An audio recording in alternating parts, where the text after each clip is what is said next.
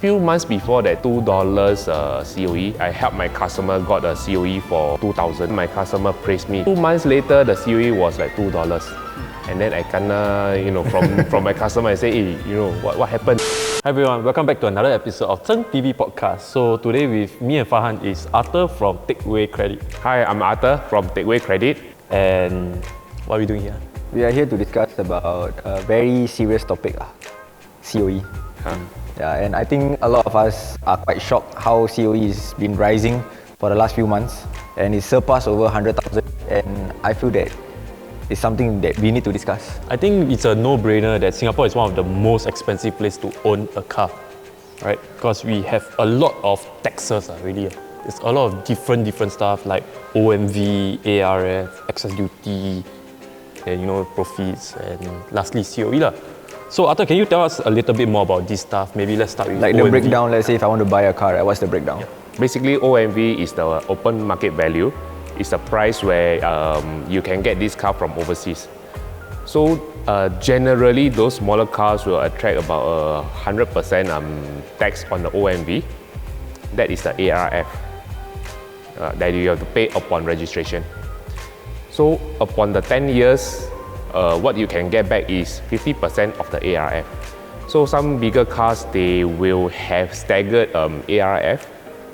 Some may go even up to 220%. I think even lately the tax bracket has been increased, right, for the more premium cars. That is to tax more on those premium and luxury cars. That affects mostly more on the cars more than 500,000. The high-end ones. Yeah. As we know, Singapore, there's not much land. Hence, we need to pay this special premium called the COE. That's a piece of paper that literally costs like 100,000 right now. Arthur, do you really think that with $100,000 COE, do you really think that will help our traffic flow to reduce? I think it will. Okay.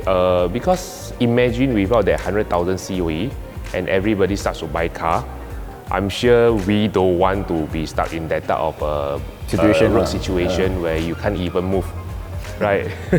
Our government already mentioned that cars are not for everybody, and we cannot let everybody have a car. 3 years ago, COE was about 30,000, and it was very easy for a lot of people to buy. The quantum was pretty okay, but now with it being over 100,000, a lot of people are complaining.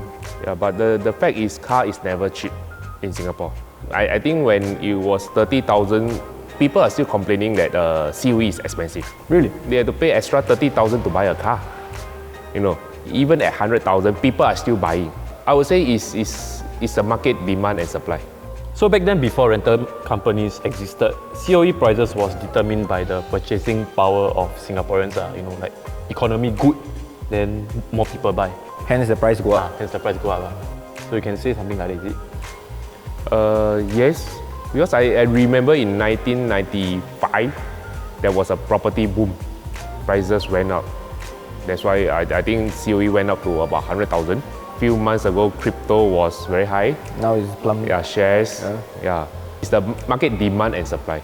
Especially nowadays, we have more than 5 point something million population. And then if you were to look at the ratio of 1 to 2,000 over 5 million, that's how little cars are being registered every COE bidding. And those bread and butter cars will be pushed out of the market. If you have seen like those car rental companies, car sharing, how aggressively they are bidding, a lot of car rental companies, they are changing their fleet to EVs. I think that's the reason why the COE keep rising. Keep rising. Is it because of COE being at 100,000, consumers can't afford to buy a car, hence the rental company need to expand their fleet for new consumers? Yes. If you have noticed, there's a new trend like car sharing. I think there's a few new platforms in the market now. Some of them, they are doing quite well. Because we don't need the car 24/7. You can just share, and I think it's a good scheme. And it's also a lot more cost effective because you only use when you need. Yeah, you just pay as you use. I think that's very cost effective. So is it really worth keeping a car? I would say a lot of people nowadays keep car for passion. Yeah, you don't see a normal household buying a bread and butter car anymore. A lot of them they take Grab. Like my son, 22 years old, not interested in driving at all. I don't think he will buy a car. We did our research, right? Back in 1994, COE was also 100k, right? Currently, also now the price is around the same also. So if you use this same perspective as back then, right? Last time got no car rental, no car sharing. Do you think that life was more tough back in the day? Yeah, and to be very frank, I think back then 100,000 over dollars was huge amount. Yeah, before the inflation. Compared to now, yes. because there's inflation. So back then your salaries weren't as high as today, I would say. So how did they overcome that whole situation? And it's quite impressive. The COE depends very largely on demand and supply. Back in 1994, I think the market was quite good until I think 1996 where there's a crisis.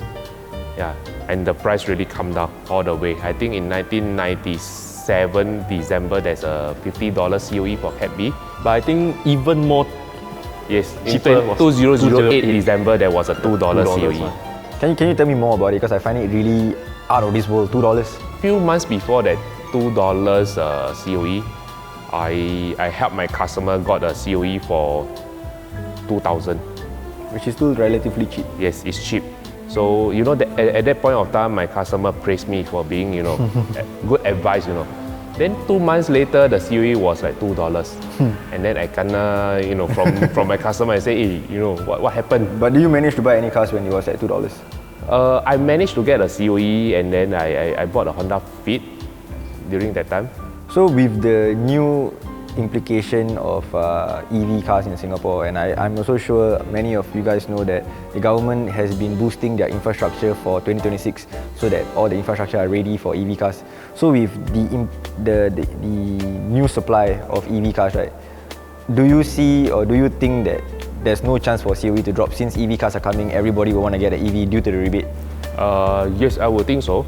I think this time around the COE prices are here to stay, because I do see a very strong demand for EVs. Whether or not the infrastructure affect, I think it's just a matter of changing your lifestyle.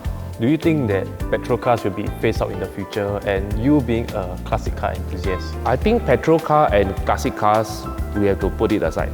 Petrol cars, we are talking about those daily cars. I think it will be phased out very, very fast. How about high performance vehicle like your V12s, your V8s? I think that is another category. It's all about passion. Yeah, if you like V8, if you like V10, V12, I think it's a different category. If petrol is like even $6, $8 or even $10, You will still go for it? we will still go for it, yes. If I'm not wrong, when you were younger, there was no COE in a way, right? Yes. So when the government implemented COE, how did the market react? I remember that was in the 1990s. I bidded for one open cab. I don't know what's happening. I think the first one is like about $1,000. Do you feel that it was a bit weird or unfair to pay an extra $1,000 just for a car at that point of time, because it was a new? I think $1,000 that time is still quite okay. But the thing is, we don't know what's happening. I don't know what's happening.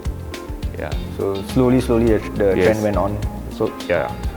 So in the long run, what you're trying to say is mainly would be very specific cars like EVs or Yes. high performance cars Or private hire. or private hire. Yes. It will be going that direction. Understand? Yes. That's a very cool insight actually.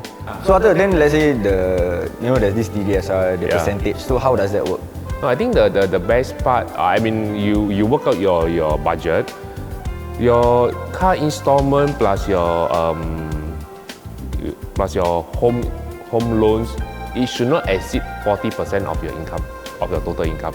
That would be the safest. So it will be best to do somewhat a reverse engineering where I do the calculation, Yes. then I see what's comfortable for my monthly. Yes. Then I go and find a car that is suitable to the monthly so that it wouldn't be much of an It issue. won't strain on your financial. Nice.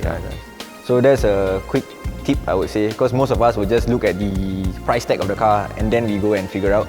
But if you follow what Arthur said, where you do some reverse engineering, I think you would save a lot of time and stress for most new car buyers. Now, Arthur, what do you think about public transport? What you ask me when I don't even take public transport? Should we go and take Should public put this transport? Should we go take public transport? Arthur, you join us. You join us. Really. I have given up my EZ-Link card. EZ-Link card. Right? Yep. Yeah, I've given up my EZ-Link card ever since I got my driving license 30 over years ago. To be very frank, now can use credit card also. Yeah. Is They it? give Yeah. you ZHNGTV cash card. You sure? I don't mind trying. You can try one day. So it's gonna be quite hectic, but let's see how it goes, and I hope you guys enjoy. And we're doing this for you, for consumer advice. Y'all keep on saying we never take public transport. Okay, we'll Nobody do it say, bro. Nobody say. Then again, any government bodies or LTA out there that want to collaborate, do let us know. We are open to such things because we really want to try to understand and help the community on like getting about and like saving money also, I would say. Yeah. Yeah. So until then, see you guys in the next episode of our podcast. I hope you enjoyed today's episode. Stay safe and Stay happy. Stay happy. And thank you so much, Arthur from Teck Wei Credit, for coming for today's episode.